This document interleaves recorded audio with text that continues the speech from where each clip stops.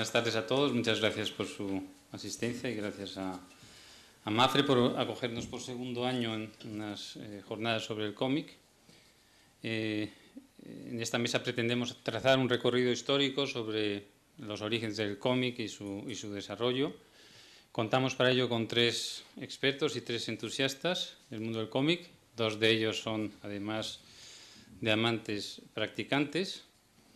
Y bueno, nos contarán también algunas de sus experiencias como autores de cómic. Voy a empezar la presentación por orden, había pensado hacerlo por orden alfabético, luego he pensado hacerlo por orden de edad, de más joven a adecuadamente maduro.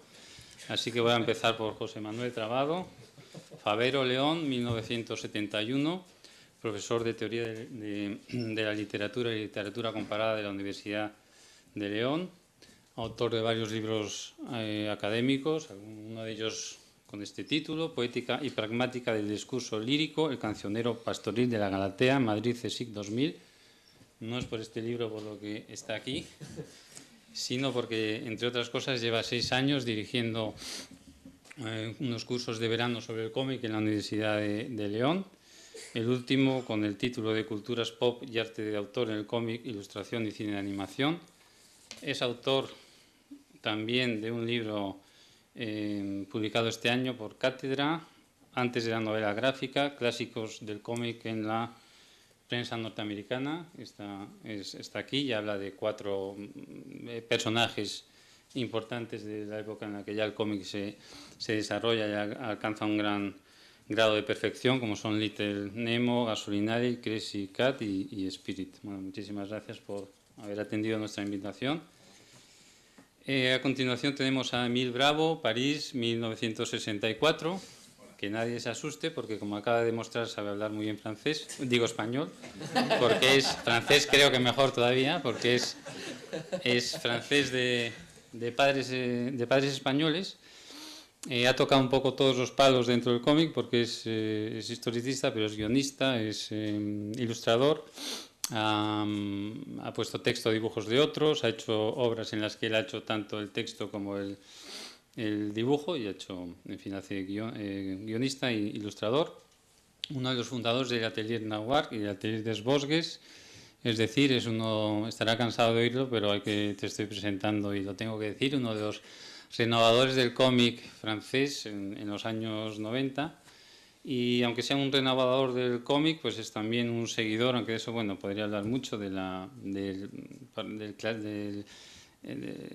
clasicismo, de la línea clara, admirador pues bueno, yo creo que todos los que estamos aquí somos admiradores del Ye también. Se dirige sobre todo a un público infantil, pero esto hay que matizarlo, porque Émile Bravo tiene el objetivo, que para mí es lo más ambicioso que se puede ser, de ser capaz de escribir o ilustrar algo que tenga distintos niveles de lectura y llegar así a un público infantil o a un público adulto. Él recuerda en alguna entrevista como cuando era pequeño y su padre leía los libros de Tintín, pues él recuerda ahora que su padre se reía de unas cosas y a él le hacían gracia otras. Él es autor de la serie de Jules, que nos hemos enterado hoy. Cuando digo nos hemos enterado, quiero decir que él mismo se ha enterado de que sale este jueves aquí en España. El primer álbum, Los defectos del futuro, había sido publicado ya hace años por las ediciones Roskilde, y ahora Ponent Mont va a sacar los 6 álbumes que existen en Francia.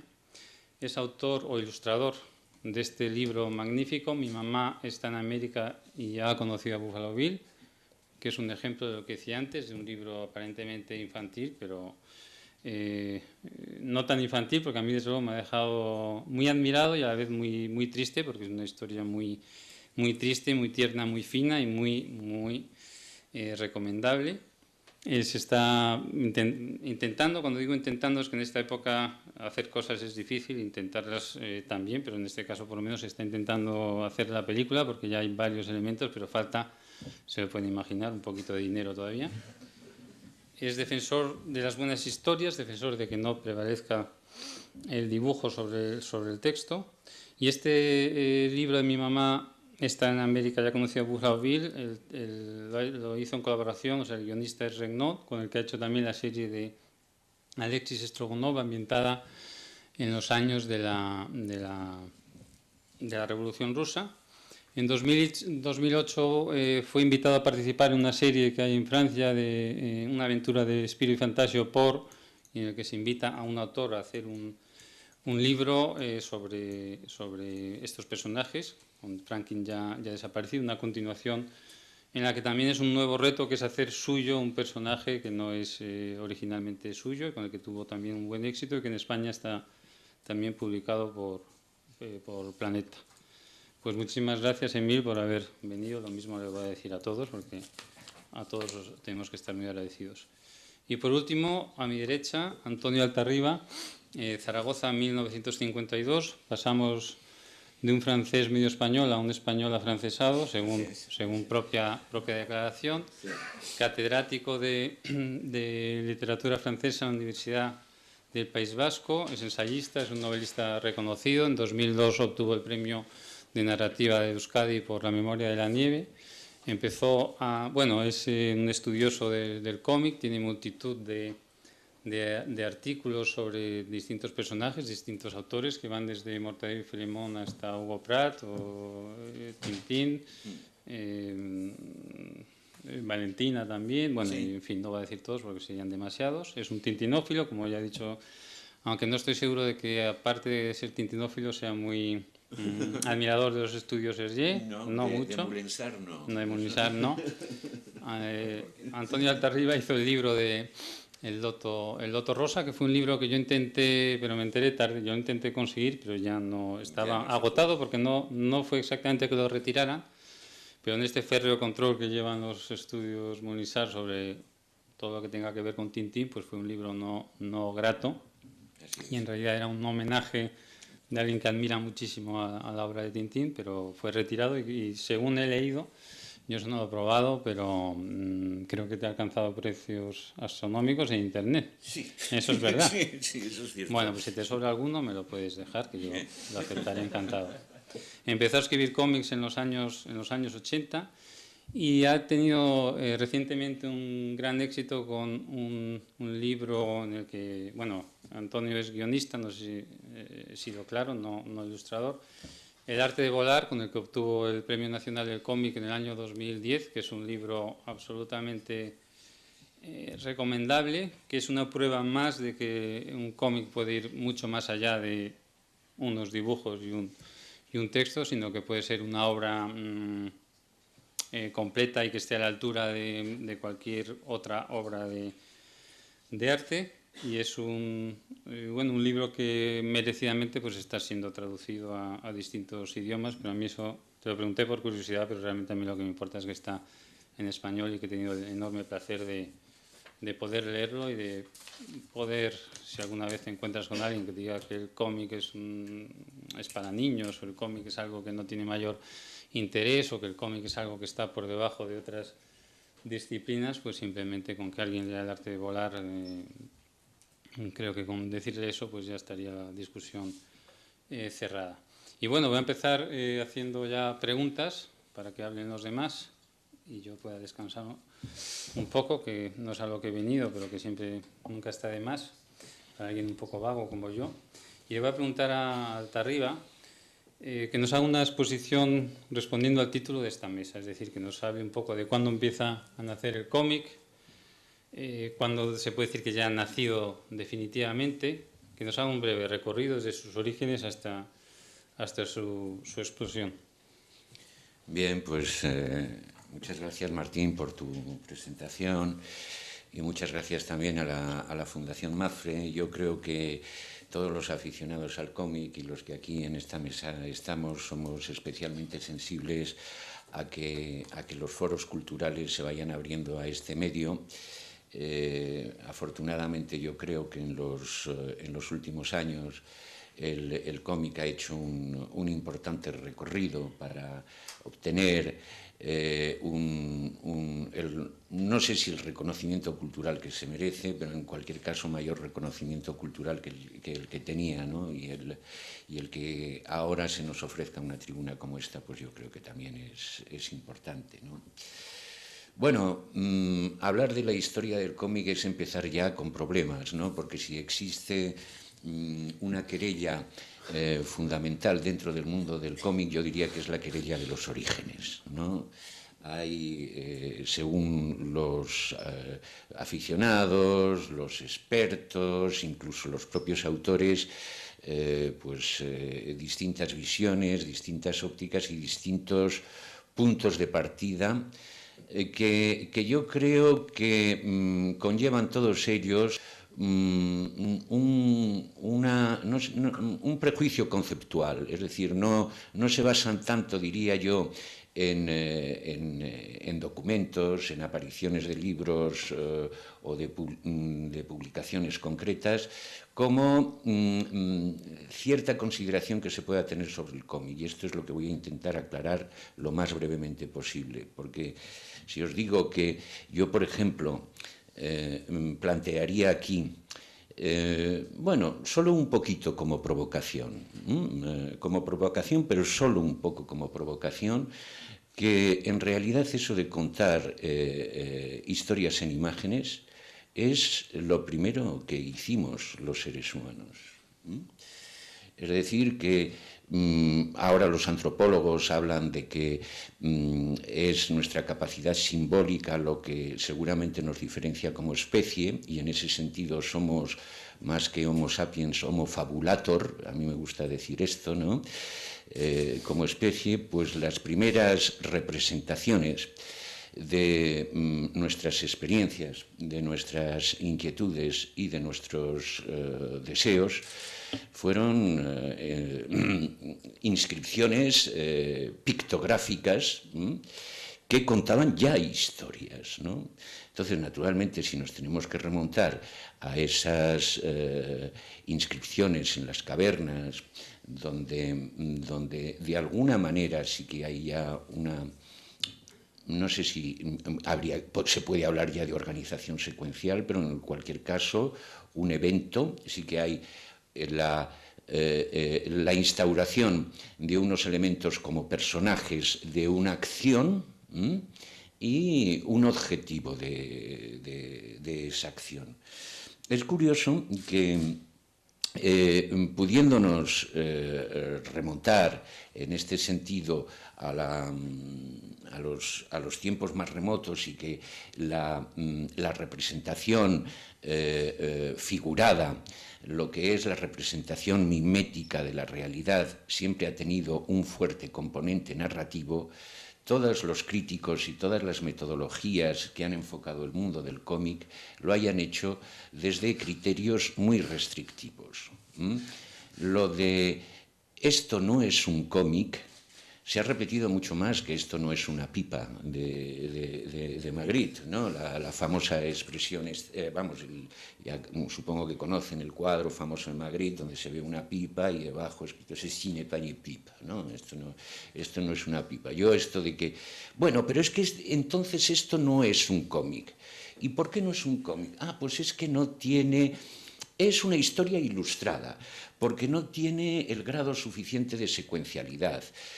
No es un cómic, pues porque no está impreso en papel y entonces no tiene una difusión o una divulgación suficiente. Porque si somos más o menos, o si estamos más o menos atentos, podemos ver cómo hay una continuidad de una narrativa pictográfica, si lo podemos llamar así, que puede establecer un hilo continuo de historias que están hechas en imágenes y sobre distintos soportes para ser leídas. Y eso lo podemos seguir ya, bueno, pues por pasar ya de la prehistoria a la historia, desde en bajorrelieves, en frisos. Aquí siempre hay una serie de referencias que son referencias, por decirlo así, ya reiteradas y a fuerza de reiteración quizá obsoletas, de los que dicen, bueno, pues mira, la columna de Trajano no deja de ser una tira enrollada en torno a una columna y que cuenta pues bueno, ni más ni menos que la invasión de Dacia, seguida por toda una serie de acontecimientos que en este momento, quizá no, pero en su momento eran perfectamente legibles, y hay una estructura no solamente narrativa, sino propagandística, es decir, eso fue hecho de acuerdo con un guión y siguiendo una intencionalidad narrativa muy clara, ¿no? A partir de allí, y por poner algún ejemplo, digamos, que nos pueda resultar próximo, bueno, todos conocemos las cantigas de Santa María, y por eso os voy a pasar algunas así sin comentar muy detenidamente algunas de esas referencias que, bueno, pues si os fijáis en esta página, es una historia que cuenta, como en el libro de las cantigas, uno de los milagros de Santa María, y lo cuenta en 6 viñetas que yo creo que podéis leer perfectamente, ¿no? Tienen algún pequeño texto de apoyo, pero es perfectamente legible. El niño, en la primera viñeta, que está enredando en la parte superior, está jugando, y que en la segunda viñeta cae al vacío. En la tercera viñeta es recogido milagrosamente por la Virgen María, que lo salva lógicamente de esta caída, y a partir de la cuarta viñeta vemos cómo ya sus familiares, su entorno próximo se acercan a él para celebrar el hecho de que esté vivo, cómo se arrodillan para agradecer a la Virgen María, y luego cómo en esa imagen final, esa viñeta final, un poco como suelen cerrarse siempre estas cantigas, pues a modo de loa o de alabanza a la Virgen, pues se le agradece el milagro que ha hecho. Entonces, bueno, no sé, yo no veo en realidad mucha, podríamos comentar detenidamente, pero dense cuenta de hasta qué punto aquí tenemos imágenes, una imagen que cuenta una historia. No hace falta que esté separada en viñetas. Ven ustedes aquí, por ejemplo, en una de las iluminaciones de uno de los códices más conocidos franceses, Las ricas horas del duque de Berry, que es muy comentado, esta pequeña ilustración donde, a partir de un guión que nos resulta perfectamente familiar, podemos leer una historia que yo creo que ni siquiera hace falta que les cuente, porque ese es un guión implícito, cultural, que todos tenemos para descifrar esta historia. Es la historia de la expulsión de Adán y Eva y del paraíso, con, en realidad, ya montadas y organizadas en orden de lectura, 4 secuencias, bien claramente diferenciadas. La primera, que es la tentación de esa serpiente con cuerpo de mujer a Eva, el ofrecimiento de Eva a Adán de la manzana, el reconocimiento, la identificación de Dios con sus poderosos rayos del incumplimiento del mandato divino, y la expulsión a través de esa puerta neogótica del paraíso, ¿no? Bueno, podría poner una gran cantidad de ejemplos, pero eso me llevaría demasiado tiempo. En cualquier caso, se puede encontrar antecedentes de historias contadas en imágenes y siguiendo 2 principios que yo creo que son los principios constitutivos básicos de toda historia en imágenes dibujadas. Una configuración identificativa, es decir, que podamos reconocer e identificar en las figuras al personaje y decir, esta es Eva, este es el demonio, este es Dios, porque a través de toda una serie de atributos, de elementos perfectamente identificables, ya sabemos que esa figura pertenece a ese personaje que va a cumplir esa trayectoria. Y luego que exista lo que yo suelo llamar un continuum, no un continuum, lo hago por oposición al continuum narrativo, un continuum que desarrolle la intencionalidad o el proyecto que albergan esos personajes. Si tenemos esa definición laxa, por decirlo así, amplia del cómic, entonces tenemos que hay un amplio abanico de posibilidades y de obras que se pueden incorporar a las estrategias propias de la narrativa dibujada. En los distintos posicionamientos críticos que ha habido, esta teoría que yo planteo de que el cómic se adentra en lo más profundo de la historia, es una teoría realmente poco seguida. Y que yo sepa, aparte de un libro que apareció a finales de los años 60 de Gerard Blanchard, que hacía una historia del cómic donde establecía una cronología desde el 30.000 antes de Jesucristo hasta Jodel y Saga de Sang, que eran los recién aparecidos en aquel momento, era 1969 cuando apareció aquel libro. Normalmente los orígenes del cómic se han ido acercando y atribuyendo o emparentando con otros factores exógenos a la propia creatividad.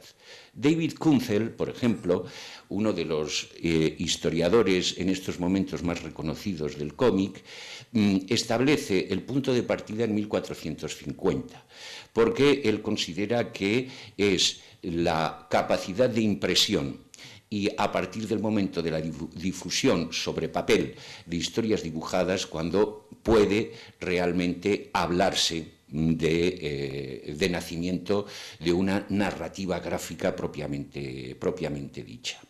Eso significaría que el nacimiento del cómic entroncaría con la modernidad, con el Renacimiento, entroncaría con una independencia quizá de un pensamiento religioso, cristiano, etcétera, y con un elemento tecnológico de primer orden que es la imprenta, ¿no?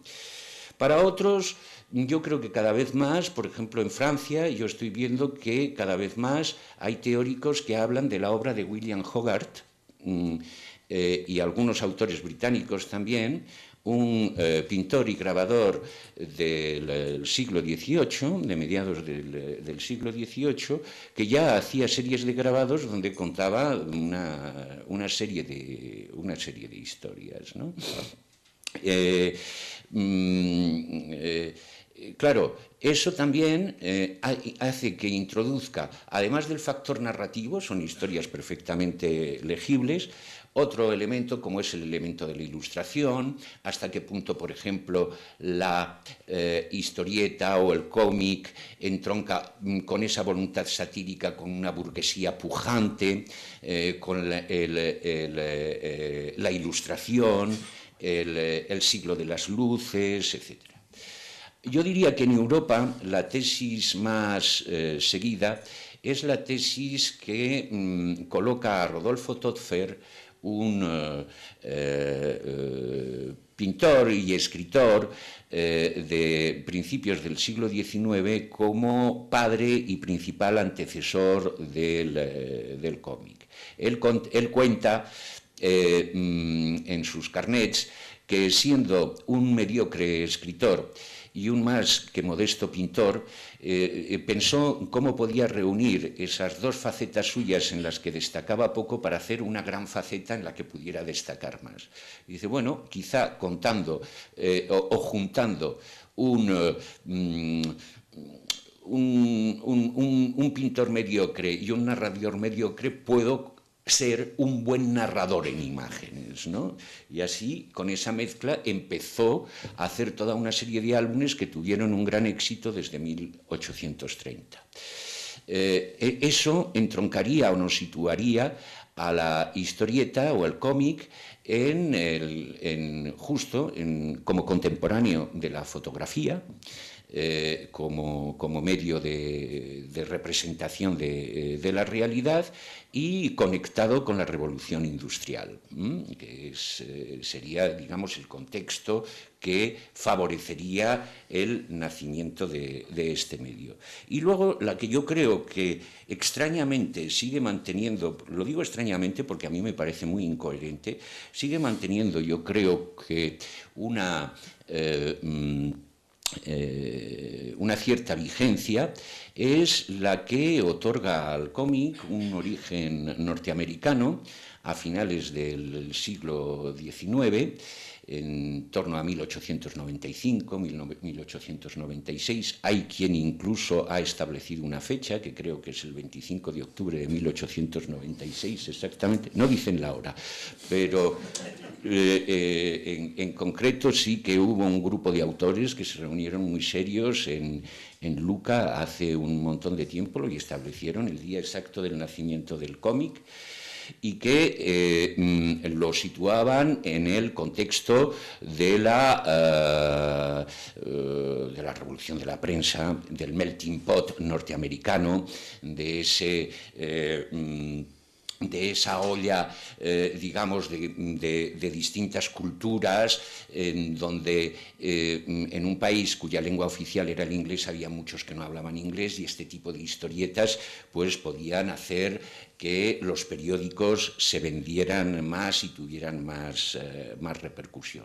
Entonces, esa, como nos permite establecer un personaje en concreto, un acontecimiento en concreto, el hecho de que ese personaje que se llamaba Yellow Kid no solamente llevara los textos que pronunciaba inscritos en su camisón amarillo, sino que ese 25 de octubre de 1896 apareció un loro del que salía ya un bocadillo y del que hablaba. Y ese simple hecho, el hecho de que los bocadillos ya existían desde antes, y antes de los bocadillos los filacterios, que aún los seguimos llamando filacterios, pero ese simple hecho sirvió para que muchos consideraran que ese era el arranque realmente industrial y moderno del cómic. Esas son las hipótesis. A partir de ahí, digamos que el cómic ha pasado por toda una serie de vicisitudes, y yo diría que, ya resumiendo y recogiendo un poco la presentación de Martín, y con esto yo ya termino, en los últimos años, yo diría que a partir del impulso autorial que se empieza a buscar en el cómic en los años 80, y luego con ese formato tan discutido que es el de la novela gráfica, pues nos encontramos con la panorámica, la diversidad y la amplitud de géneros, de obras, de creaciones para los más distintos públicos que nos puede ofrecer el mercado en la actualidad, ¿no? Hay, bueno, pues como comprenderán, 30.000 años de historia o 40.000 años de historia. Lo he resumido en... No, lo has hecho bastante. Bueno, así para lanzar un poco el debate, por mi parte lo dejaría aquí. Muy bien, pues muchas gracias, Antonio. Y hecho este recorrido, yo le preguntaría a Emil Bravo, para que se vea que yo no soy mentiroso, que sabe hablar español, que hable ahora, y que nos diga en qué época le habría gustado a Bravo desarrollar su trabajo, en la actual, o le habría gustado hacer las Cantigas de Santa María. ¿Cree que para un creador el momento actual es el mejor? ¿Añora otro momento histórico? No, justamente me parece muy interesante lo que ha dicho Antonio, porque yo tengo también una teoría así, que no es, bueno, que no es esta que se oye muchas veces muy técnica sobre el principio del cómic. Pienso que hay una cosa mucho más humana en el cómic, mucho más sencilla, que claro, supongo que lo entiende muy bien también. He pensado mucho en eso, en el por qué me expreso con eso, con el cómic, por qué no escribo en vez de hacer cómic. Y me he dado cuenta de una cosa, pensándolo, es que, a ver si, más o menos así como cuando nacemos, como cuando somos una célula, pasamos por todas las etapas de la vida, o sea, dentro de cuando nos desarrollamos dentro del vientre de nuestra madre, pasamos por todas las etapas de la vida, o sea, somos una célula y dos células, o sea, un animal multicelular, y luego formamos un feto que se parece a todos los fetos del principio de los animales multicelulares, y poco a poco nos vamos desarrollando. Al principio parecemos un pez, y luego más no hay mucha diferencia diferencia entre el feto, se dice feto, de un reptil y el de un hombre al principio. Poco a poco pues nos vamos especializando, nos parecemos más a un feto de mamífero y no hay ninguna diferencia entre el feto de un cerdo y uno de un ser humano a un cierto punto del desarrollo. Y al final tenemos somos lo que somos. Pienso que hacemos lo mismo con el dibujo, o sea, porque para mí es la misma historia del dibujo y de la escritura. No hemos inventado la escritura así un día, no ha llegado alguien y ha empezado con sus códigos de escritura que tenemos hoy. Hemos empezado todos. La escritura empieza por el dibujo, claro. Así como nosotros cuando somos niños, la primera vez que podemos coger un lápiz, empezamos a dibujar. ¿Y por qué lo hacemos? Porque queremos realmente expresarnos. Es nuestro primer modo de expresión, es el dibujo. Y eso es porque no es para ser bonito, no hacer cosas bonitas, es solamente para decir algo y queremos decir algo. Yo tengo esta anécdota que ilustra eso. Yo recuerdo que, bueno, hablando de mi padre, porque hablábamos de esto antes, que me cuento muchas veces eso porque es muy importante. Yo cuando era pequeño, cuando era niño, mi padre cuando me ponía a la cama, pues me leía historias, me las leía, a veces también me leía cómics. Y muchas veces también inventaba historias. Y eso me parecía estupendo, eso era genial para mí, sobre todo cuando inventaba historias. Y yo entonces recuerdo que yo quería darle este mismo placer que me daba. Y así, como un niño a partir del momento que he podido coger un lápiz.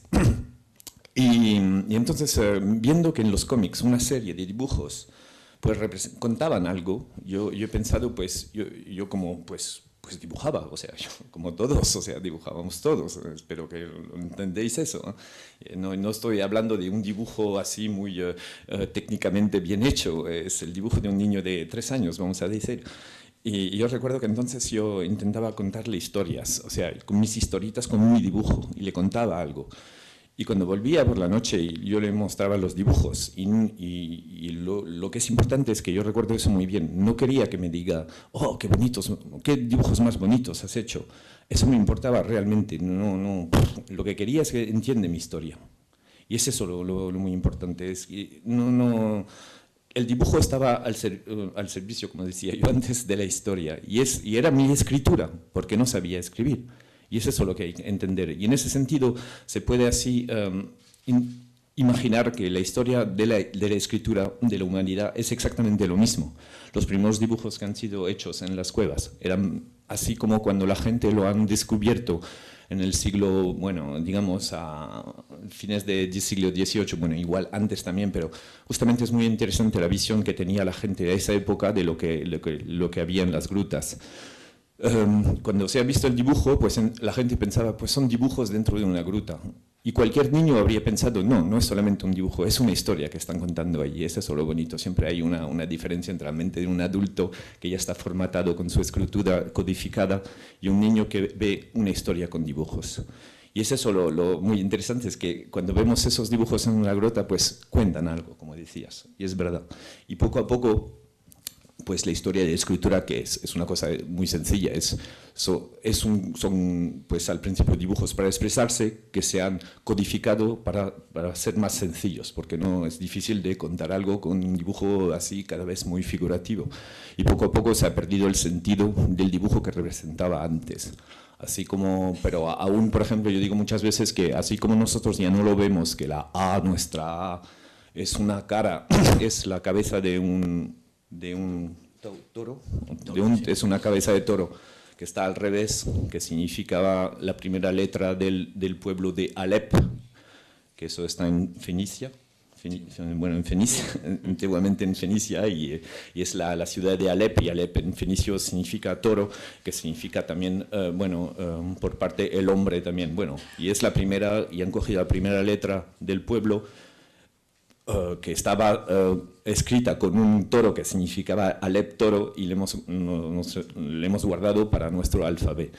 Pero eso lo hemos perdido, pero sin embargo hay otras escrituras, como las escrituras orientales, que aún los ideogramas, que son aún dibujos, pero que también se han simplificado tanto que ya no se nota realmente lo que está dibujado al principio, pero es bastante figurativo.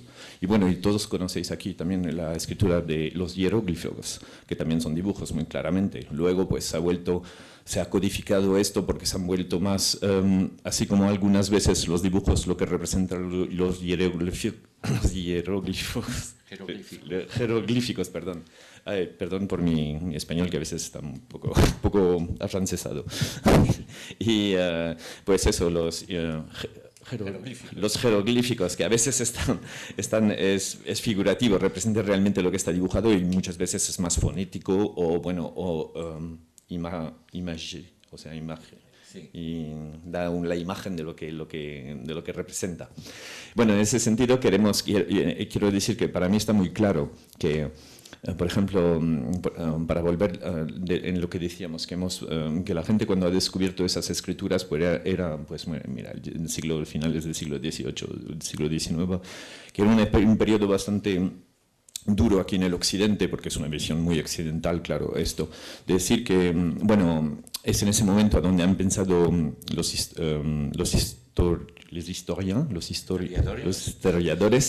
en saber cuándo empieza la historia. Y lo bonito es eso, bueno, yo lo encuentro muy feo, pero lo que da risa es que han pensado que la historia entonces empieza a la escritura, o sea, la historia de la civilización empieza a la escritura, pero ya para ellos ya era una escritura codificada, claro, porque o sea, que se parece a la nuestra, que está muy codificada, pero que, bueno, son los principios porque aún habían dibujos, o sea, para ellos era una cosa muy primitiva, así como eran civilizaciones primitivas en el fondo.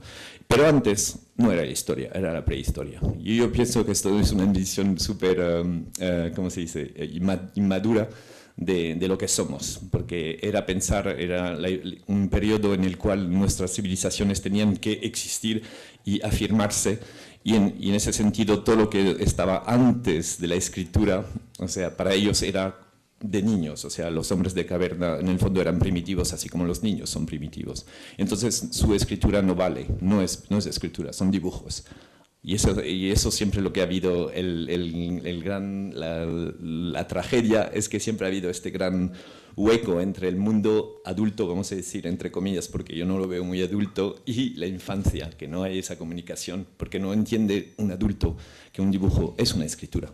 Es realmente la misma cosa. Y por eso yo muchas veces digo, pues, ¿qué es el cómic? El cómic es una escritura, vamos a decir, primitiva, pero muy sofisticada, porque hay muchas cosas en el fondo que... Porque me vais a decir, bueno, ¿para qué vamos a dibujar si tenemos la escritura? ¿Para qué sirve entonces el dibujo? Pues hay muchas cosas que no se pueden decir con las palabras, que puedes expresarlas con el dibujo. Porque el dibujo lo interpreta cada uno de su propia manera. Y ahí está, pues, te da pues, mucho más, bueno, niveles de lectura, interpretaciones. Y eso me parece realmente la riqueza de lo que es el dibujo y entonces de lo que es el cómic. Bueno, luego, no sé, podemos decir muchísimas cosas, pero es eso. Yo pienso que si yo me expreso por el cómic, siempre está muy liado con mi infancia, porque yo lo veo como en el fondo una escritura universal. Yo digo muchas veces que me ha pasado ya de ir a un país donde no conocía el idioma y hablar con la gente, con coger un papel y un lápiz, y no se trata de dibujar así técnicamente bien, como yo decía, no importa eso, realmente no importa. Lo que importa es realmente decir algo con su dibujo, y eso es muy importante, saber que se puede a la otra parte del mundo hablar con una persona con dibujos, y eso es fantástico, ver eso. Es la idea de, yo por ejemplo hay este juego que le llaman el Pictionary, que igual conocéis todos. Me parece muy importante, es un juego que es muy interesante para mí, porque digo muchas veces que es ahí a donde se ve justamente cómo evoluciona la escritura. Yo, por ejemplo, muchas veces pierdo al Pictionary, porque a veces juego con gente que es mucho más lógica que yo. Y en vez de meterse a dibujar algo muy figurativo, él encuentra un símbolo, y es eso. Porque la escritura ha sido también, si se desarrolla de esa forma, es para ganar tiempo. Y eso es muy importante en comprenderlo, pero siempre hay que relacionarlo con el dibujo. Es muy... Y en eso ves, no sé si habéis jugado ya, pero cuando el que gana siempre no es el que dibuja mejor, es el que tiene el espíritu más lógico. Y eso es muy... Y en eso, pues, en el cómic, en el fondo, pues es lo mismo. Yo digo muchas veces, no hace falta dibujar en el cómic. Tienes que tener un espíritu de síntesis para expresar realmente lo que quieres, y para eso no hace falta dibujos muy complicados. Con dibujos muy sencillos se puede contar muchas cosas. Y es por eso, por ejemplo, que yo dibujo... si hago línea clara, yo no lo veo como dibujo. Así, yo no me considero para nada como un dibujante. No soy un dibujante realmente, no soy en el nivel artístico. Yo utilizo códigos, porque en el cómic son todo códigos. Son códigos y se puede comparar realmente a la tipografía. Quiero decir que cuando veis, por ejemplo, las diferentes escuelas de cómics, pues se pueden comparar diferentes escrituras. No sé, por ejemplo, si para el ejemplo más claro para que la gente lo vea es el manga.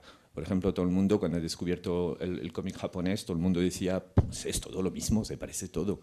Pero para ellos no, porque es su cultura, es su forma de escribir, entre comillas, o sea, es su dibujo. Y para ellos lo que hacemos nosotros es todo lo mismo. No hacen ninguna diferencia entre Tintín y Spirou o lo que sea, o sea, de la escuela, por ejemplo, franco-belga, de la tipografía franco-belga. Ellos utilizan esa tipografía, que es para expresar, pues, para ser un niño o lo que sea. Ellos les hace falta, por ejemplo, esos ojos tan grandes, si lo necesitan realmente para expresar, para expresar las emociones, porque les cuesta mucho expresar esas emociones y necesitan esos dibujos muy expresivos. Y, por ejemplo, pues hay otras escuelas como la americana, hablamos del cómic, el cómic está hecho, son todos los mismos, también esos hombres o sea, la idea del cómic es de los superhéroes, estoy hablando de los superhéroes, claro, esa cosa que ha sido inventada en los años 30 en Estados Unidos. ¿Por qué? Porque ha sido inventada por unos dibujantes judíos que querían hacer esos superhéroes. Es una cosa como el golem, o sea, eso es un superhéroe que era la época del nazismo en Europa, y como los americanos no hacían nada, o sea, no eran... ¿Cómo se dice? O sea, que no querían intervenir en ese conflicto, pues ellos se desahogaban creando esos superhéroes que les iban a salvar, así como el Mesías, así como el Golem que salva el pueblo judío. Pues es más o menos exactamente lo mismo. Pero los códigos gráficos han sido inventados a esa época, bueno, esos del cómic, y siempre han servido los mismos. Es por eso que siempre digo, no hay que ver el dibujo como algo... no es arte el dibujo en el cómic, es un modo de expresión que se aprende. O sea, se aprende, hay escuelas para eso, se puede muy bien aprender a dibujar como se dibujan los cómics. Hay muchos autores españoles que dibujan para América porque han leído cómics cuando eran pequeños, han aprendido a dibujar así, de esa forma, y trabajan para la industria americana. Así como yo, por ejemplo, cuando era pequeño, pues yo leía mucho Tintín y me he dado cuenta que eso era mi letra, o sea, mi tipografía, y lo utilizo para contar mis historietas. Pero me he dado cuenta realmente que para mí que no es dibujo artístico. Lo que es artístico, si hay algo artístico en el cómic, es contar algo, realmente como un escritor. Pero la gente no lo ve porque está muy fascinada por el dibujo. Y ese es el gran problema del cómic, es que mucha gente... Es el gran antagonismo, es que hemos perdido nuestra infancia. O sea, hay una fascinación para el dibujo que es enorme, porque la gente ya no sabía nadie dibujar y sabían, o sea, intentábamos expresarnos así con el dibujo cuando éramos pequeños, y lo hemos perdido por culpa de nuestra sociedad que nos desaprende. Te veo muy optimista sobre la capacidad de dibujar de todos. Yo te haré luego un dibujo en una servilleta y a lo mejor, ahí está. Te das cuenta de que no están, no todo el mundo sabe dibujar. No, pero ahí te digo una cosa. Por ejemplo, cuando eres pequeño no sabes escribir y te cuesta muchos años escribir. Pues, y yo digo que si dabas 10% de la energía que has dado toda tu vida para aprender a escribir en el dibujo, que es una forma natural para un niño de expresarse, pues todo el mundo sabría dibujar por lo menos como dibujo yo. Bueno, pues nada, voy a intentarlo. A ver, lo dudo mucho. Sí, bueno, sí.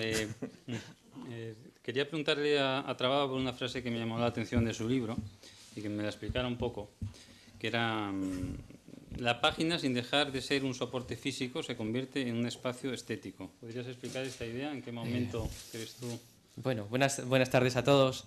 Y también tengo que sumarme al agradecimiento que han hecho mis compañeros de mesa a la Fundación Mafre, y aquí nos han invitado para compartir aquí un rato charlando de cosas que nos unen a todos y que nos gusta, que es lo que nos convoca aquí en este momento, ¿no? Bueno, la pregunta es muy específica, ¿no? La de una frase tan... Uno debiera medir sus frases, ¿no? Porque luego te preguntan por ellas. Y yo no sabía que esa frase iba a tener esta consecuencia. Bueno, como algo, había un poco de trampa y algo me había adelantado también Martín, había preparado una serie de imágenes que están ahí en el ordenador. Yo creo que es mejor, a mí siempre me da un poco de rubor hablar en mesas como esta, donde los que me han precedido están dentro del mundo del cómic, saben mucho más cómic que yo, y yo no tengo nada que aportar, ni nada que decir, ni nada que añadir prácticamente a lo que ellos han dicho, ¿no? Entonces voy a jugar un poco a ser un poco tramposo y utilizar no solo sus palabras, que me parecen muy interesantes, sino también las imágenes de otros creadores del cómic y de alguna manera cómo ha entendido de diferentes maneras la página. Y porque además veía que la idea que aquí nos reunía en torno a esto era esa arquitectura y el cómic. Y hay una frase que a mí me gusta mucho y que cité en un momento dado, una frase de Art Spiegelman, el creador de Maus, cuando hablaba de Winsor McCay, uno de los grandes autores del cómic, y lo definía como, y McCay era el arquitecto del cómic. Es una buena frase, una buena palabra, sobre todo para ver cómo, de alguna manera, se podía entender la construcción de esas historias en un espacio mínimo, que es una página, y que la pregunta que nos podíamos hacer, ¿es lo mismo una página de un libro, de una novela, que la página de un cómic? Yo de momento aventuro aquí una hipótesis, no. Lo mismo nos da que en una novela, la misma novela ocupe 300 páginas que 400, que el libro sea más grande, más pequeño. Nos puede gustar más una edición, otra que tenga tapadura, que se lea más rápido, o que tenga una página más grande, más pequeña. Ahora con los libros electrónicos podemos cambiar incluso el tamaño de la página, pero en un cómic es esencial la página. Y cómo vemos esa página, cómo la miramos, cómo la desciframos, cómo la leemos y cómo le damos sentido. Entonces, si les parece bien a todos los que están aquí, me permiten proyectar una serie de imágenes que va a ser muy rápida. Al primer bostezo sonoro que oiga, prometo cortar ya, y además alguien puede levantar la mano y decirme, quería preguntarte esto, pero en realidad quiero que calles, ¿eh? O sea que yo me lo tomo así. Hace 4 años invité a Jesús a dar una charla en León, y me acuerdo que durante la comida, él no se acuerda, yo me acuerdo que le dije, ¿alguien algún día publicará una traducción de las páginas de Gason y Neily, que es una serie que a mí me gusta? No recuerdo esto por nada. Como está Jesús, vuelvo a decirlo. Es una pregunta retórica, a ver si algún día se anima. Es decir, tenemos una distribución diferente de las viñetas en la página. Bueno, ¿por qué? Pues por necesidades editoriales se montó la página de otra manera, cuenta la misma historia y no pasa nada. Es decir, aparecían las mismas viñetas, se cuenta la misma historia. En ese sentido, la página era algo maleable, que incluso los periódicos podían remontar o reeditar de otra manera y articularlas de otra forma. Bueno, esta es una página, lo digo por el dato, esto para el Pictionary no, pero para otro tipo de concursos de estos de televisión donde te dan 50 millones, dicen, ¿qué año es? 1938, y te quedas, vamos, de ahí. Esta es una página, lo digo las fechas para que no se vea que todo es una evolución hacia la perfección, sino que hay bailes. Bueno, visto este dato, otra página que es muy anterior, esta es como 1907, 8, tengo los datos ahí en el papel, pero he soltado el papel. Me llamaba mucho la atención porque esta es una página de Winsor McCay, el arquitecto de los cómics. Esta es una página donde las distintas viñetas ya se colocan de otra manera, o donde las viñetas se colocan de otra manera, y donde no leemos con una diferencia temporal. La primera viñeta es anterior a la segunda, la segunda es anterior a la tercera, etc. Sino que hay una cuestión que llama la atención. ¿Podremos intentar ver esta página no solo como una secuencia de viñetas, sino como una especie de edificio donde cada viñeta puede ser una ventana? Y entonces ya no hay una diferencia temporal. En un edificio viven todos juntos y las imágenes que se muestran se dan simultáneamente. De ahí que el mismo personaje que aparece en la viñeta 1 y la viñeta 2 se pasa la viñeta, se pasa a la otra ventana y le pregunta, ¿tú quién eres? Y va, pero si tú eres igual que yo, que te doy un mamporro. Claro, a otro que es igual que nosotros nos da mucho miedo, ¿no? Y de repente empiezan a dialogar entre ellos, por ejemplo lo vemos en la primera fila de viñetas, pero incluso se salta la viñeta, pero fíjense en las dos últimas líneas donde el de arriba le mete ya un estacazo al de abajo. Ya se está cambiando el orden de lectura de las viñetas. Ya no leemos de izquierda a derecha y de arriba a abajo. Esto, de alguna manera, no focaliza el tema en el elemento primordial, no solo es el tiempo, sino el espacio. Una manera de dibujar el espacio, que nos obliga a cambiar nuestras convenciones de lectura perfectamente asimiladas que empiezan de arriba abajo y de izquierda a derecha. Podríamos entender ya como al principio de esa tradición del cómic, no me voy a meter aquí, pero bueno, consideremos a McKay uno de los pioneros también del lenguaje del cómic, ¿no? Y que, por ejemplo, lo vemos en otra página, en este caso de Little Nemo, una serie más conocida como de Winsor McCay. Me refiero a las 3 últimas viñetas, donde para dibujar un espacio muy amplio, lo que hace es una continuidad espacial, ¿no?, pero dibujada en 3 tiempos, como esos personajes que llegan allí al Palacio de Hielo, ven que van subiendo por una escalera y cómo va dibujando en un mismo espacio 3 tiempos diferentes y van dibujando la manera de ascender, de recorrer ese espacio, que es mucho más amplio que una viñeta. Es el espacio representado en 3 viñetas y 3 tiempos diferentes, ¿no? Entonces, por eso vemos a esos personajes repetidos 3 veces en el mismo espacio. De alguna manera ya McCay nos insinuaba una especie de insatisfacción o de revolución de un lenguaje que se estaba formando, y eso es lo absolutamente maravilloso. A ver, me parece que me he saltado. Bueno, esta es otra viñeta ya para solo ir marcando algunos hitos de ese espacio. Esta es una página que se podría leer de 2 maneras. Es una página de los años 20 de Harry Mann y de una serie que es Crazy Cat, otra aconsejable, absolutamente aconsejable, que seguramente ustedes todos conocen. Pero lo que me llamaba la atención de esta página es que durante el año 25-29 todas las páginas de Josh Herriman tienen la misma estructura, que son esas 3 viñetas, una viñeta, un dibujo, otra viñeta y otras 3 viñetas. ¿Por qué? Por una imposición. Una imposición que le pusieron los editores, que durante unos años, por una serie de restricciones, esas páginas que se publicaban los domingos, que eran páginas completas, podían desmontarse en 2 tiras de 4 viñetas. Las 3 de arriba, más la cuarta, ese dibujo independiente que hay ahí, y luego otra viñeta. Lo curioso es que esa página se podría convertir en 2 tiras diarias, que se publicaban en 2 días. ¿Qué llama la atención? Que le están imponiendo los editores al artista una manera de confeccionar su página. Y dices, bueno, esto es perder la libertad. De alguna manera, ¿qué es lo que tiene que tener en cuenta alguien como Herriman? Que tiene que dibujar una página que se puede leer como 2 tiras. Es decir, que la primera viñeta de arriba de la izquierda es el principio y la primera tira acabaría en esa primera viñeta de la segunda línea. Y ese dibujo intermedio que hay, que no nos vamos a meter en él, tendríamos la segunda vez. Pero ¿qué hace Herriman con una página como esta? Bueno, les cuento una anécdota que es muy interesante incluso para ver la confluencia de lenguajes que hay. En este caso, el ratón, que siempre le tiraba un ladrillo al gato, el gato pensaba que estaba enamorado y había un perro que perseguía eso, siempre es ese esquema argumental, formula un deseo, que es tirarle el ladrillazo al ratón. Lo formula ante una especie de lámpara maravillosa que tiene en la primera viñeta. ¿Qué ocurre? Que se encuentra el perro policía allí y le pregunta, ¿tú dónde vas? Dice, bueno, no lo sé, esto ya lo he formulado en la primera viñeta de la página. Dice, no te preocupes, que desandaré la página para ver la primera viñeta, es decir, andar hacia atrás en el tiempo, que es andar hacia atrás en el espacio, y sabré lo que has dicho, qué deseo tienes, para luego poder encarcelarte. La cuestión es que una página que se podía desmontar en 2 módulos, en 2 partes diferenciadas, en 2 tiras, de repente, bajo esa imposición que le imponen los editores, él consigue una cohesión. Cómo, al final, el personaje puede regresar, desandar esa página, desandar ese tiempo para encontrar la prueba de que el ratón realmente lo que quería era meterle un ladrillazo al gato como siempre y poder meterlo en la cárcel. Es decir, ahí el genio del artista se impone sobre las restricciones de un editor. Y eso es interesante también, cómo aprovecha. Bueno, esta es otra página también interesante, que sería dibujar un espacio. Es una de las páginas muy citadas, que siempre es una especie de página fetiche de la serie de Gasoline Alley.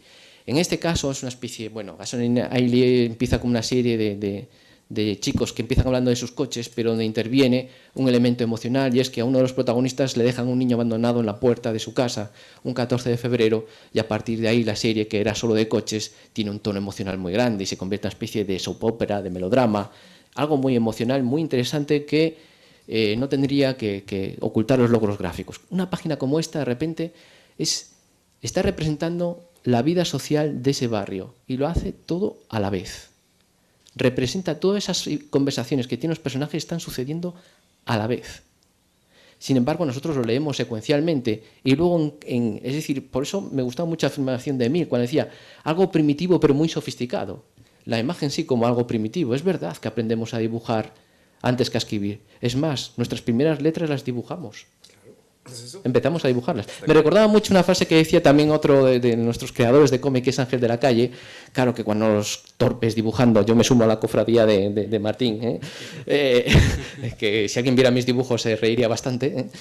Dice, ¿cómo que no sabéis dibujar? Dice, si sabes escribir, sabes dibujar. Bueno, porque no me vio escribir tampoco, Ángel, si no lo hubiera... Dice, entonces ya sé por qué no sabes dibujar, si cómo escribes. Pero en este caso, lo interesante es que es algo primitivo, es esa imagen, una imagen como algo universal, algo que puede representar y que podemos reconocer, un icono que tiene ese parecido, pero de repente vemos que está distribuido de una manera muy sofisticada, porque incluso dentro de ese mare magnum de conversaciones que hay, está perfectamente ordenado en viñetas y cada viñeta alberga una conversación entre dos personajes. Incluso no se ve, pero si viéramos en la tercera viñeta de la tercera línea, ese hombre que está allí, está hablando con los personajes de la viñeta superior. Eso llama mucho la atención, porque eso rompe también los recorridos habituales de la lectura. Y eso se estaba haciendo ya también en los años 30, 40. Bueno, otra página de Crazy Cat, rápido, ya no he oído el bostezo, pero por favor, quien bostece que lo haga un poco más alto, que es que desde aquí no se oye muy bien. Pero, por ejemplo, una manera de dibujar una página que no solo es tiempo, sino también es espacio. Aquí en este señor, la señora Quack de Crazy Cat está diciendo que va a deshacerse de la tinta porque es el origen de todos los males. Claro, que lo diga un personaje de cómic tiene mucha importancia, ¿no? De todos los males, porque el origen de su mundo es la tinta, es el dibujo. Y se deshace eso porque el origen del pecado, de los males, del odio, es la tinta. Se deshace por la tinta por ese embudo, pero luego la tinta desemboca en la siguiente línea y va recorriendo la parte baja hasta que cae en la cárcel. Es decir, ahí no solo hay un tratamiento temporal, hay un tratamiento de espacio, de arriba abajo, y cómo esa tinta cae. Y luego ella se arrepiente de todo eso y vuelve a recoger esa tinta que interrumpe la historia de siempre, donde un ratón le tiraba un ladrillazo a un gato y un perro intentaba meterlo en la cárcel. Es dibujar un espacio también. Bueno, esta es otra de las páginas de Gasoline Naily que también se utiliza mucho, que es donde unos niños van recorriendo. Esto sería maravilloso para lo que estabas comentando, los niños cómo inventan un lugar, y ese donde los obreros están construyendo una casa, volvemos otra vez a la arquitectura, ellos encuentran un reino, un paraíso para empezar a dibujar, a jugar y a construir un reino. Y la última viñeta, cuando llega uno de los obreros, es cuando dice, bueno, y usted ahora no nos estropee nuestro lugar de juegos, que es maravilloso, no construye aquí una casa. Pero en todo caso vemos una imagen donde los personajes la van recorriendo y van jugando a lo largo de ese espacio. Esos personajes deambulan por la página, recorren un espacio y lo hacen también a través de un tiempo. Eso es otra de las cosas... Bueno, esto es otra página que, bueno, sería interesante porque me interesaba ver que estos grandes logros que hacen algunos de los clásicos del cómic es reaprovechado luego por autores de los más sofisticados que hay, como por ejemplo Chris Ware, el autor norteamericano. Una serie suya como Rusty Brown es uno de los grandes admiradores, Chris Ware, de un autor como Frank King, el creador de Gasoline Naily. Fíjense en una historia como esta, es un motivo que siempre desaparece en la serie del Callejón de la Gasolina, de Gasoline Naily, es que padre e hijo adoptivo van todos los otoños a pasear por el bosque y comentan la naturaleza, y comparten un paisaje, pero comparten sobre todo la vida. Y en este caso es Rusty Brown también, que va con su hijo, y cómo en este caso pasean por la naturaleza, pero el hijo ya no tiene sintonía con el padre y prefiere quedarse en casa jugando a un videojuego, etc. Pero interesante es ver cómo incluso para conseguir esa cohesión de la página, de alguna manera sirven esos motivos vegetales, las ramas de los árboles, cómo crea una continuidad que va más allá del segmento de las viñetas y que le da una profunda coherencia a la página, que ya no solo es una unidad narrativa, sino que se impone como una unidad visual, también como un logro estético. Esto es otro de las series que creo que está sin traducir también, no digo nada, que es la serie de Filemón, de Fred. Está Mortadelo y por eso no. Claro, por eso, ¿no? Dice Filemón, pero ¿y Mortadelo qué se hizo de Mortadelo? ¿No? ¿Qué pasa? Filemón mató a Mortadelo. Y se hizo... Bueno, pues es una serie absolutamente maravillosa y hay páginas, se me ocurría traer otras páginas, pero digo, y los demás también querrán descansar, ¿no? Pero bueno, en este caso es el personaje que tiene una serie de aventuras, que navega por un mundo fantástico, que está lleno de letras también, y que se encuentra con un perro mágico que hay ahí, pero ven cómo recorren el perro, que en principio piensan que es una especie de montaña, y luego cómo va hablando con el perro. Todas las conversaciones salen del perro y de Filemón, pero también es una especie de alguna manera, no sé si Fred en este caso estaba pensando un ejemplo como el que le brindó años antes Frank King, pero algunas de las cosas que están haciendo son muy similares en su forma de distribuir la página. Esto ya es lo sofisticado, llevado todavía un poco más al colmo, de Chris Ware, de ese autor que también tanto bebe de esa tradición norteamericana para el cómic más actual.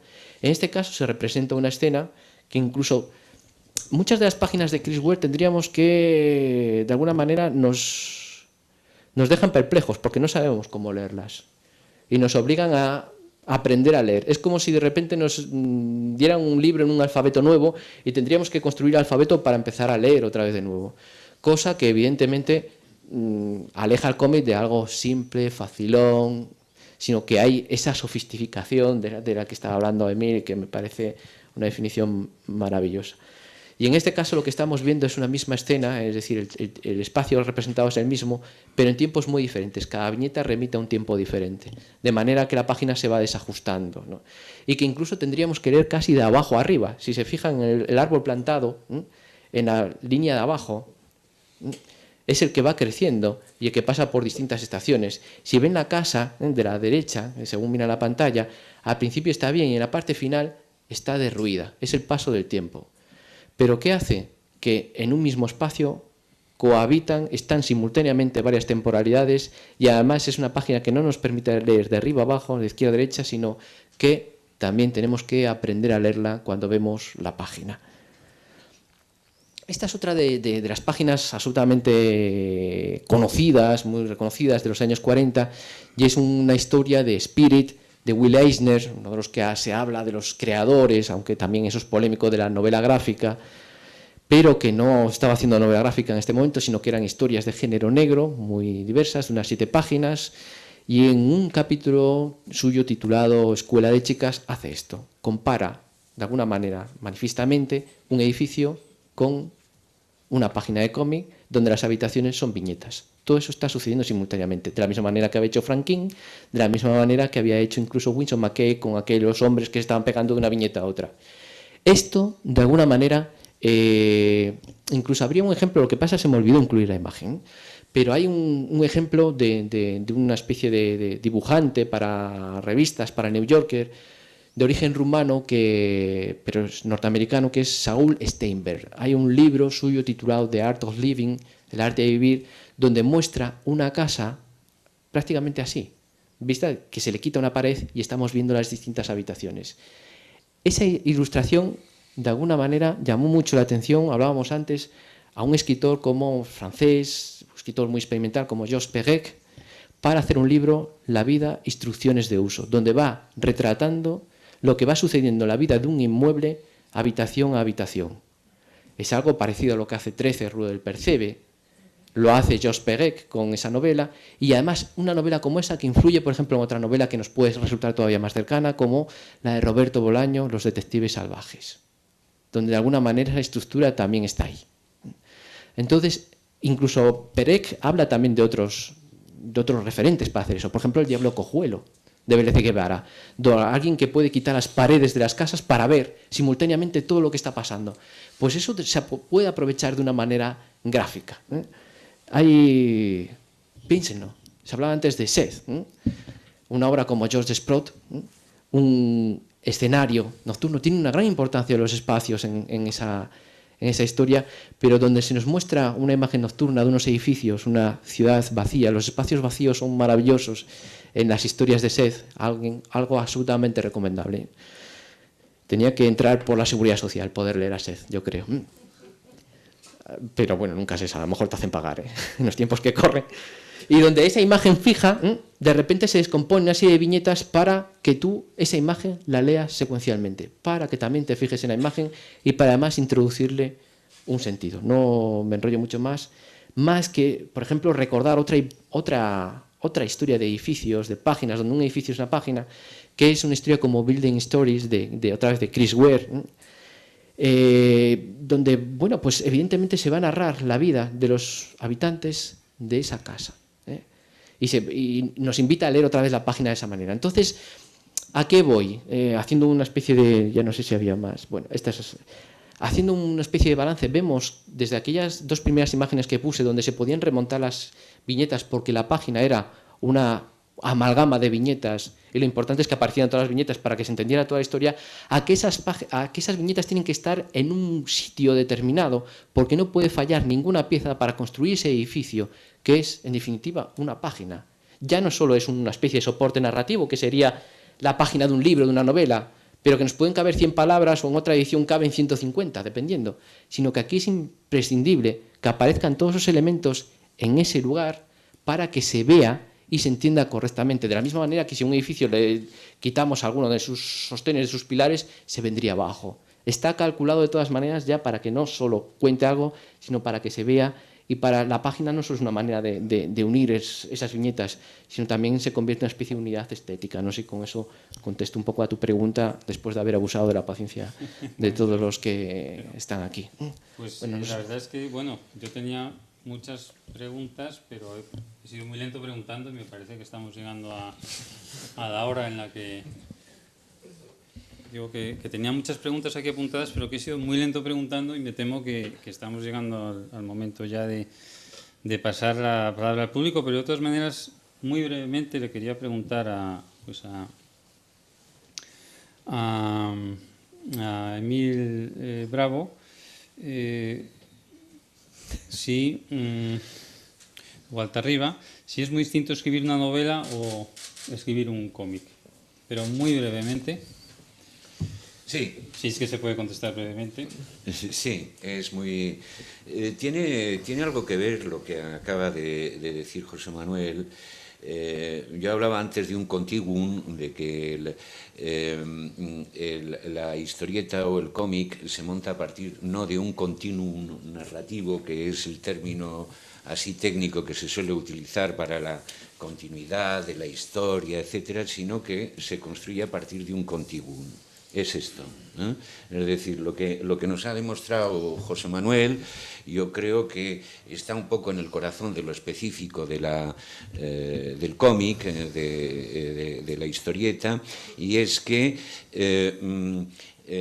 el cómic se construye a partir de un conjunto, de un conglomerado de contigüidades que son las viñetas, que tendemos a leer como continuidades, de tal manera que la viñeta que está a la izquierda la entendemos como anterior a la que sigue a la derecha, etcétera, de acuerdo con nuestros propios hábitos de lectura. Ya sabemos todos que, por ejemplo, los tebeos o los cómics en los países de lectura de derecha a izquierda se construyen la página igualmente, pero esa continuidad puede ser, digamos, no sé si cuestionada o... o revelar o desvelar la contigüidad básica sobre la que se construye la página a partir de todos estos juegos y de todos estos trucos que son muy comunes en el mundo del cómic. Entonces, efectivamente, ya de entrada, a la hora de escribir un guión de cómic, tienes ya de entrada esa posibilidad, pero tienes otras muchas. Tú tienes que tener en cuenta que, por ejemplo, podríamos decir que el cómic no tiene capacidad pronominal. ¿Qué significa esto?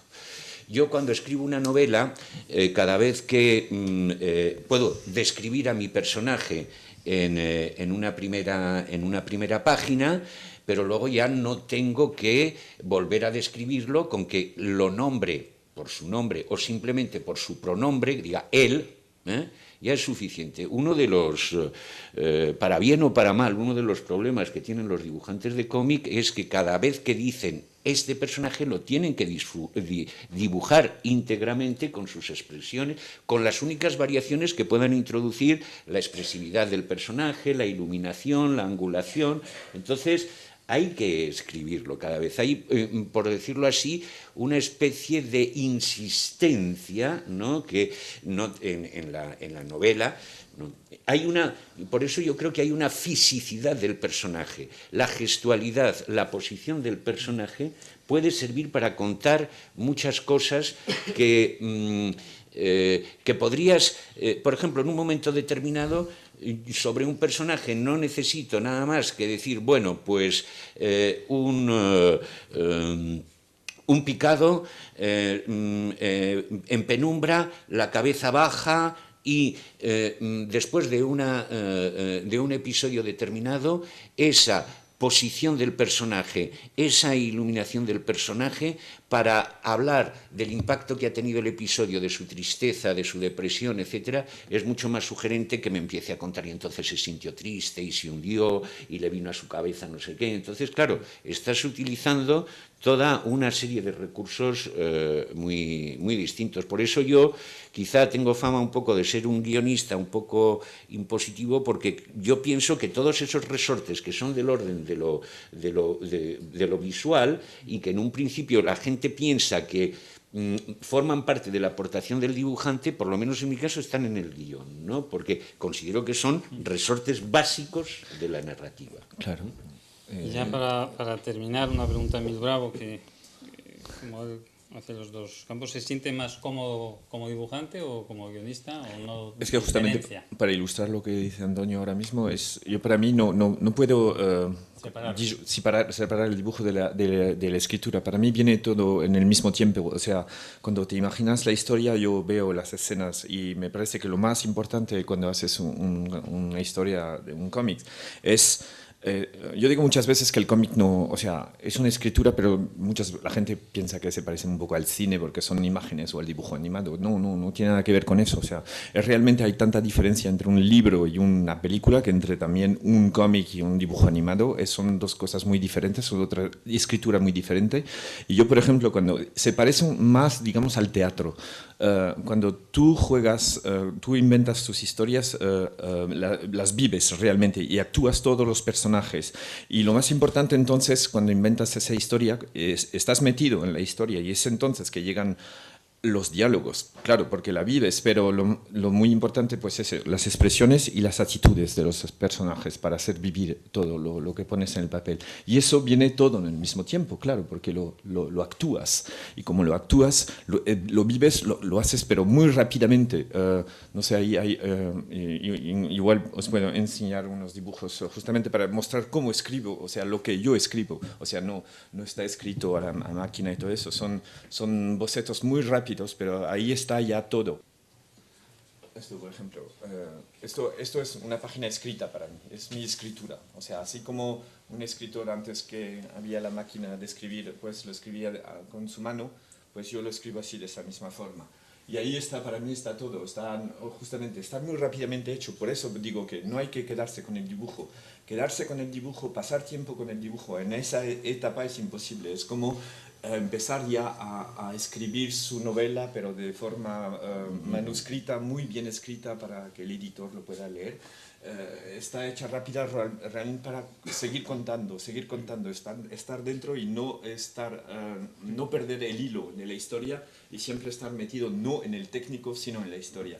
Y para eso hay que hacerlo muy rápidamente. Pero si nos damos, yo digo muchas veces que siempre yo, como lo habéis visto, lo comparo siempre a la escritura.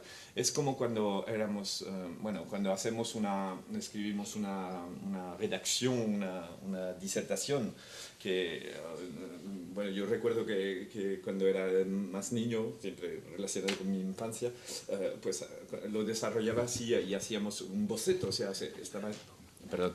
hacía un boceto, o sea, estaba todo escrito así de manera, en un trozo de papel, así escrito muy rápido porque tenías la idea que venía y la desarrollabas rápidamente y no te importaba, o sea, en qué lo hacías. Pues esto es lo mismo. Y luego estaba la otra etapa, cuando habías acabado todo, pues te lo tenías que recopiar todo y eso era, lo hacías al último momento, ya que había que hacerlo, era pesado hacer eso. Es exactamente lo mismo en el cómic, o sea que esta es la etapa realmente interesante de creatividad, donde vives las historias y todo esto. Y lo haces con un dibujo muy sencillo, muy rápido, porque, bueno, no nos vamos a quedar con eso. Y luego, pues después de esta etapa, yo escribo toda mi historia con eso. Y si yo no tengo aquí, pero no hay que pensar que está así bien hecho del primer golpe. Esto a veces está recortado, a veces hay viñetas que están pegadas, a veces empiezo de nuevo todo, o sea, lo organizo.